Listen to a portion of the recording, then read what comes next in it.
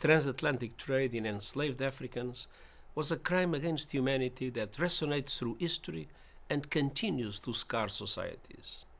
Today, we remember the women, children, and men torn from their loved ones, forced to work in agonizing conditions, cruelly punished, and deprived of their dignity and human rights.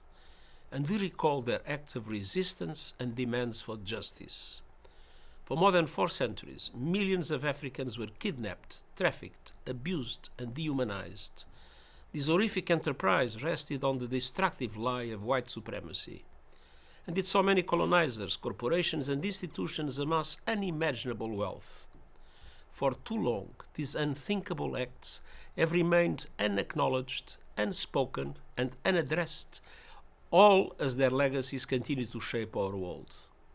Many still benefit from the odious profits reaped from chattel slavery.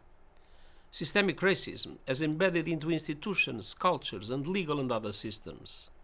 Deeply rooted exclusion, racial discrimination, and violence continue to undermine the ability of many people of African descent to thrive and prosper.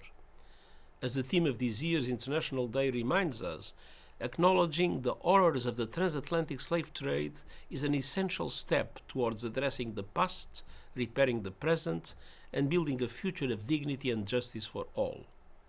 It is imperative to put in place reparatory justice, frameworks that address this terrible history and its legacies. And we must end the evil of racism for good.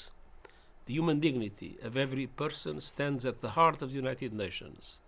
We will always stand with everyone, everywhere, to combat racial discrimination and hate, and to defend the human rights and dignity of all.